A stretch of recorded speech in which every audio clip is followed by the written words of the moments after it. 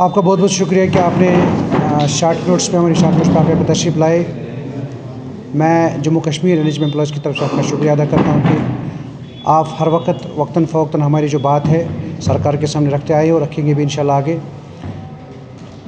जैसा कि आपको पता है कि जम्मू कश्मीर एनएचएम एम्प्लॉयज़ जो पूरे जम्मू कश्मीर में काम करें, चाहे हम जम्मू सूबे की बात करें, कश्मीर सूबे की बात करें, NHM employees are working tirelessly in hardship areas. हम अगर जम्मू कश्मीर की बात करें, गुरेज़, टंगडार, कुपवारा, ऊडी, सुल्तान डकी, अगर जम्मू सूबे की बात करें, डोडा, किश्तवाड़, मड़वा, पीर पंजाल की बात करें, Rajouri, Poonch, everywhere you can see NHM employees working tirelessly, whether doctors, paramedical staff or managers are working. As you know कि हमारे जो मुतालबात हैं हमने सरकार के सामने 12 रखे हैं। 2007 से NHM का तायन हुआ था, इवन 2005 में ये NHM स्कीम लागू की गई थी। उसके बाद हमारा जो सिलसिला चलता आ रहा है, मुलाजिम लगते गए, हम अपनी डिमांड्स रखते गए। आप भी इस बात से बखूबी आगाह है कि 2017 से लेके हमने तकरीबन 3 बार एक बहुत बड़ा आंदोलन छेड़ा था जम्मू कश्मीर एनएचएम एम्प्लॉयज़ के मुतालबात के हवाले से, जिसमें कई बार कमेटियों का गठन हुआ था। 2017 में भी कमेटी बनी, 2018 में भी कमेटी बनी, उसके बाद भी कमेटी बनी। 12 कमेटियाँ बनती गई, मगर हमारे जो डिमांड्स हैं उनको अनदेखा किया गया। Our main and core demand is to secure the job of NHM employees of Jammu Kashmir, जो बड़ी लगन से अनथक से काम, मेहनत से अनथक से काम कर रहे हैं। आपको भी आगाही देना चाहूँगा कि जम्मू कश्मीर में जो NHM एम्प्लॉयज़ का काम है, अगर हम आज आप पे ही छोड़ दें, अगर आप खुद सर्वे करोगे अक्रॉस द जम्मू कश्मीर, आपको अगर कहीं नज़र आएगा वो NHM एम्प्लॉयज़ का काम नज़र आएगा, क्योंकि you can see the retirement ratio of is very high rather than recruitment ratio. अभी हम अगर हेल्थ सेक्टर की बात करें, अभी जहाँ भी जाए, अगर हम 20 मुलाजिम किसी सेंटर पे काम करते हैं, you can see 70% are from NHM side. If NHM will shut, the whole health system will be collapsed, number 1। Number 2, जब कमेटी बनी 2017 में, तब के जो हमारे स्वास्थ्य मंत्री थे PDP भाजपा गवर्नमेंट में, बाली भगत जी, एक सब कमेटी का गठन, जिसमें डायरेक्टर 3 थे, director health services Kashmir, director health services Jammu और मिशन डायरेक्टर NHM, साथ ही साथ एडिशनल सेक्रेटरी हेल्थ को रखा गया था उस कमेटी में। उनको ये मैंडेट दिया गया था कि इनकी डिमांड्स को एग्जामिन करके एक रोड मैप तैयार करो, सरकार को भेजो। उन्होंने अपना काम बखूबी निभाया, भली वक्त दिया, 6-7 महीने में उन्होंने अपना वो रोड मैप तैयार किया, सरकार को भेजा। और हमारा जो महकमा सेहत है, उनने वो रिपोर्ट महकमा फाइनेंस को भेजा। तब की जो हमारे मिनिस्टर थे, उन्होंने असेंबली में ये कहा था कि we are going to regularise 1024 NHM workers across the JNK in the first phase of regularisation. उस फाइल का क्या पुरसान हाल है, आपके माध्यम से आज वो भी मौजूदा सरकार से पूछना चाहते हैं। उसके बाद फिर एक आंदोलन छिड़ा जम्मू कश्मीर NHM एम्प्लॉयज़ का, जिसमें तकरीबन मेरे ख्याल से 1.5 महीने का वो आंदोलन था। उसमें भी एक हाई पावर्ड कमेटी रखी गई थी, जिसका मैंडेट, जिसके सरबराही प्रिंसिपल सेक्रेटरी, चीफ मिनिस्टर कर रहे थे उस वक्त के जो ये थे। उसके बाद उसमें रखा गया था जनरल एडमिनिस्ट्रेशन डिपार्टमेंट के सेक्रेटरी को, फाइनेंस के सेक्रेटरी को, हेल्थ के सेक्रेटरी, कमेटी बनी थी। उनको भी यही मैंडेट दिया गया था कि आप इनकी डिमांड्स को एक फाइल तैयार कीजिए, एक रोड मैप तैयार कीजिए, ताकि हम इनकी सर्विस को बहाल बनाए, कन्फर्म बना सकें। मगर हमें फिर बार बार सड़कों पे मीडिया के ज़रिए सरकार तक ये बात पहुंचानी पड़ती है कि हमारी डिमांड्स को देख लीजिए और हमारा जो फ्यूचर है उसको सिक्योर बनाइए। हमारा आप खुद अंदाज़ा लगाइए, टिल डेट हमारे तकरीबन 70 से ज़्यादा एम्प्लॉयज़ की डेथ हुई है। उनका कोई पुरसान हाल नहीं है, उनकी कोई फैमिली को पूछने वाला नहीं है। उसके बाद अगर हम रिसेंटली हमारा जो पिछला कोविड का 1 साल चला, कोविड में अगर कहीं नज़र आया, आपने भी देखा होगा, आपने भी सर्वे किया होगा, जहाँ पे भी कोविड का मामला था वहाँ पे NHM एम्प्लॉयज़ सफ़ाई अव्वल पे काम कर रहे थे। उसके बाद रिसेंटली हमारा जो 2 मुल्कों के दरमियान जंग छिड़ गई थी, अल्लाह का करम है, उसको फिर अल्लाह ने खैर ही किया। उसमें भी हमारे जो NHM एम्प्लॉयज़ हैं उनको बॉर्डर्स पे तैनात किया गया। जो हमारे हेल्थ सेंटर्स नियरेस्ट बॉर्डर है, गांधरबल के जो मुलाजिम उनको ऊडी में तैनात किया गया, टंगडार में तैनात किया गया, मच्छल में तैनात किया गया। They work there in the harsh उनके जो हालात वहाँ पे थे, बिल्कुल कठिन हालात थे, उसमें भी उन्हें अपने काम को नकारा नहीं है। हमने हमेशा सफ़े अव्वल पे काम किया है, करेंगे और आगे भी करते रहेंगे।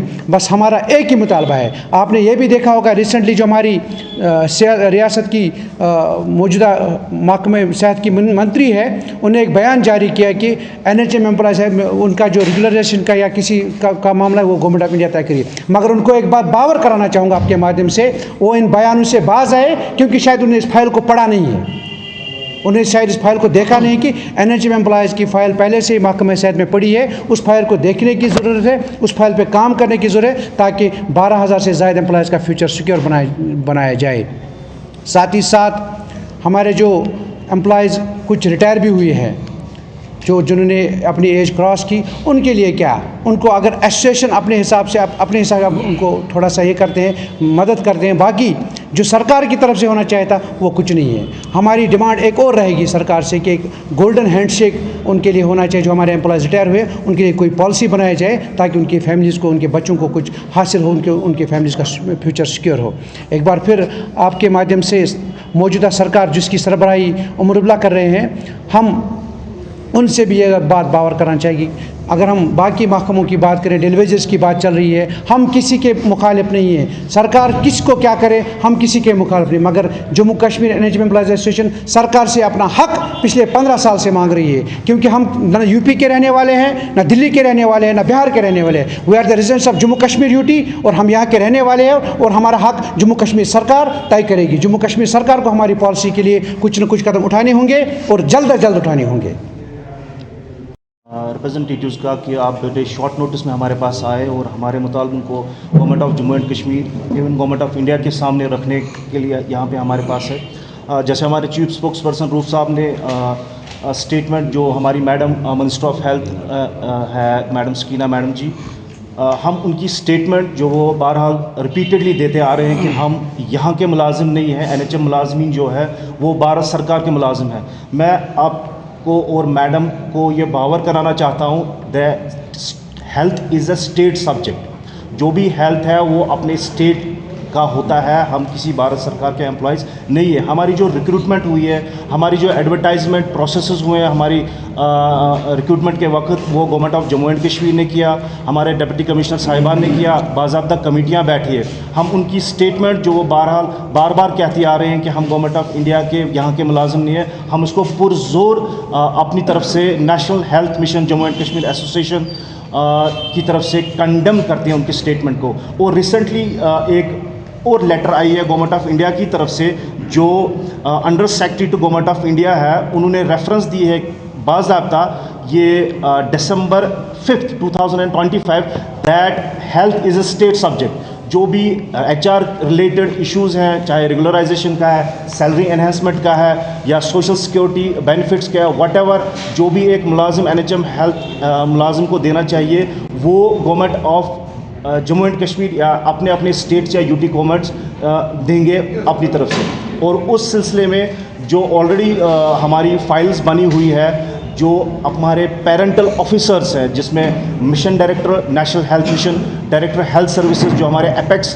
फर्स्ट ऑफिसर्स रहते हैं, हेड ऑफ डिपार्टमेंट्स, उन्होंने अपनी तरफ से NOC गवर्नमेंट ऑफ JNK को दी हुई है कि हमारी कितनी अशद ज़रूरत स्टेट गवर्नमेंट को NHM मुलाजमों की है। वो बाज़ाब्ता हम आपके साथ शेयर भी वो लेटर्स करेंगे, रिप्रेजेंटेशंस जो गवर्नमेंट की तरफ गई हुए हैं। हम रिक्वेस्ट करते हैं हम अपनी मैडम मिनिस्टर सकीना मैडम से कि please kindly go through such all the documents and before giving such statements, जिससे मुलाजमों का दिल टूट जाता है, क्योंकि हम वो मुलाजिम हैं जो पिछले 20-25 साल से अपने स्टेट के जो कम्युनिटी है उनकी देखभाल में लगे हुए हैं।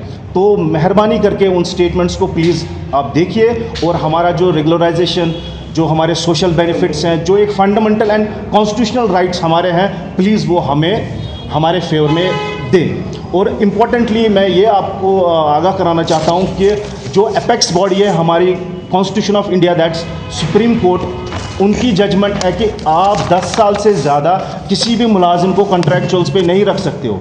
अगर आप रख रहे हो तो वो एंटाइटल्ड रहता है रेगुलराइजेशन प्रोसेस के लिए, जैसे हमारे बाकी स्टेट्स हैं, जिसमें मणिपुर स्टेट्स हैं, राजस्थान है, उड़ीसा है, उत्तर प्रदेश है, काफ़ी सारे हमारे स्टेट्स हैं जिन्होंने अपने इन NHM मुलाजमों के लिए बेहतरी के लिए बहुत सारी चीज़ों का इंट्रोडक्शन अपने स्टेट्स में किया है। मैं बाहर ज़्यादा नहीं जाऊंगा, मैं अपने पेरेंटल जो हमारे बिल्कुल नज़दीकी है लद्दाख की अगर बात करूंगा, वहाँ पे जो सैलरी की अगर हम बात करें, जो सैलरी रिविजन, जहाँ जब तक हमारा रेगुलराइजेशन प्रोसेस चल रहा है, हमारी जो सैलरी रिविजन है वो बहुत टाइम से नहीं हुई है। हम गवर्नमेंट ऑफ JNK को को रिक्वेस्ट करना चाहते हैं कि kindly go through the pattern of our Ladakh, जहाँ पे हमारे मुलाजिम जो हमसे तकरीबन 10 साल 15 साल जूनियर है वो हमसे 2 टाइम्स एंड 3 टाइम्स जो सैलरी है वो ज़्यादा ले रहे हैं। क्या ये हमारे साथ डिस्क्रिमिनेशन नहीं हो रही है?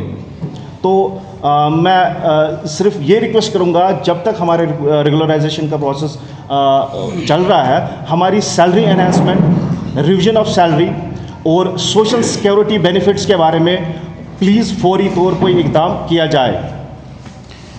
एंड वन थिंग मोर, आपको पता ही है कि जब सकीना तुझे बयान दे रही है कि this is centrally sponsored central issue, आपको मैं एक बात क्लियर कराना चाहूँगा कि 2012 से लेकर आज 2026 होने को आया है। सेंट्रल गवर्नमेंट ने written so many times to state government that state specs पे आप इनको रेगुलर करो and we will provide a budget. इसमें कोई बजट की ज़्यादा प्रॉब्लम भी नहीं है। बार बार, ये आज की बात नहीं, हमने बार बार सेंटर से भी राबिता किया state, but every time centre ने जो भी लेटर लिखे हुए हैं रिटन प्रूफ, हम ऑफ द ये रिकॉर्ड कोई बात नहीं कर रहे हैं, ऑन द रिकॉर्ड बात कर रहे हैं। जो भी हम बात करेंगे उसका कोई ना कोई हमारे पास कागज़ होता है, उसका कोई ना कोई ऑर्डर होता है। आपके ज़रिए बावर कराना चाहूँगा मैडम सकीना हितू को कि आप इस, मैंने पहले ही कहा कि आप इस फाइल को जांचिए, गवर्नमेंट ऑफ इंडिया की डायरेक्शंस देखिए, डायरेक्टर हेल्थ सर्विस की कश्मीर की डायरेक्शंस रिकमेंडेशंस देखिए, MD साहब की रिकमेंडेशन देखिए, और सेक्रेटरी साहब के जो ऑफिस में जो फाइल है उसको जांचिए, फिर आप इन बयानों पर आइए। क्योंकि ये बयान हमेशा जो हमारे FMPSWs, बाकी जो मुलाजिम है, डॉक्टर्स है, पैरामेडिकल है, मैनेजमेंट है, दूर रखते इलाकों में, उनको ये डिस्करेज करते हैं, ऐसे बयान डिस्करेज करते हैं। साथ ही साथ आपको एक बात और बावर करना चाहूँ कि अब हमारा जो जम्मू कश्मीर यूटी का बजट सेशन आने वाला है, 2 फरवरी से असम्बली स्टार्ट हो रही है। आपके माध्यम से हुकूमती वक्त से पुरजोर मुतालबा रहेगा कि इस बजट सेशन में कुछ अच्छा लाइए NHM एम्प्लॉयज़ के, ताकि उनके दिल ना टूटे, वो अपना काम बखूबी से करें।